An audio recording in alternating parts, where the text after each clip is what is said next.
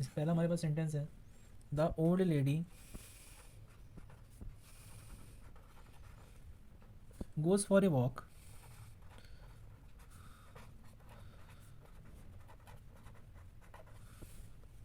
In the morning daily.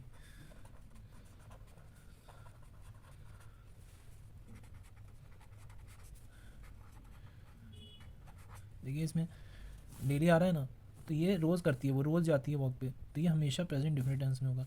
अगर वो करते नेवर, नेवर हो जाता, तो never goes for it walk, तो भी क्योंकि एडवर्ब फ्रिक्वेंसी आ रहा है तो भी प्रेजेंट डिफिनिट टेंस में ही होता।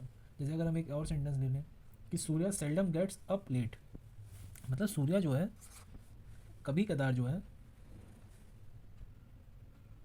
लेट उठता है। जैसे Surya seldom gets up late, मतलब वो जल्दी, रोज़ जल्दी ही उठता, लेकिन कभी कदार जो है वो जो है लेट उठता है।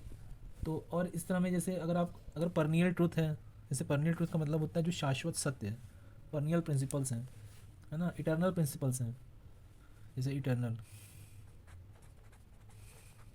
इटर्नल प्रिंसिपल्स हैं,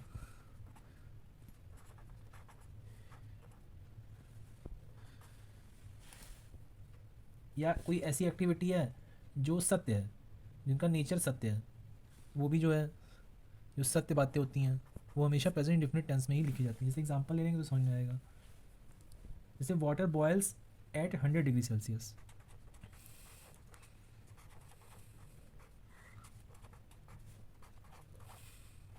तो ये सही बात है।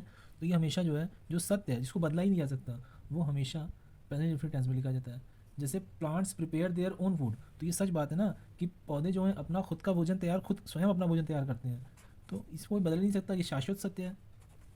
प्लांट्स प्रिपेयर देयर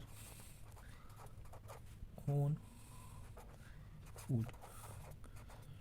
इसी तरह अगर कोई ऐसी बात है जो उसके नेचर को, परमानेंट नेचर को दिखा रही है, जैसे मैं उसको जानता हूँ, तो भी वो प्रेजेंट इंडेफिनिट में ही लिखा जाएगा। जैसे आई नो हिम वेल, मैं बहुत उसको अच्छे से जानता हूँ, तो वो भी प्रेजेंट इंडेफिनिट टेंस में लिखा जाता है। जैसे I know him very well.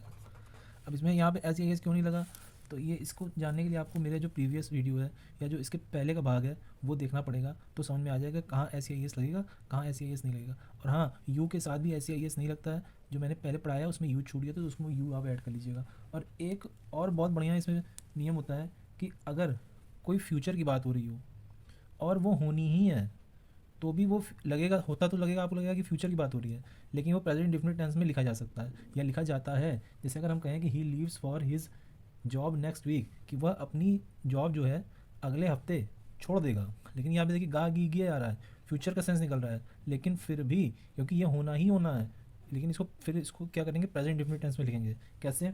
जो फ्यूचर अरेंजमेंट, जहाँ पे फ्यूचर अरेंजमेंट की बात हो जाए और वो बात होनी है,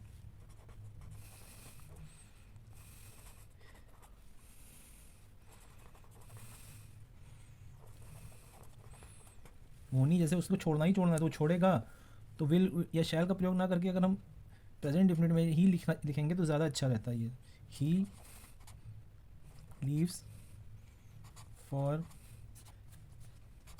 his job next week.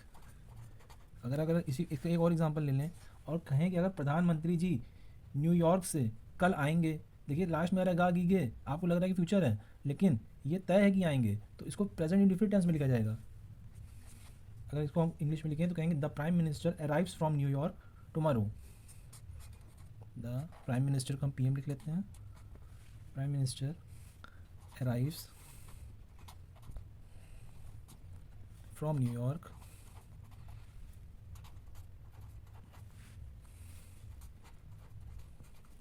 Tomorrow.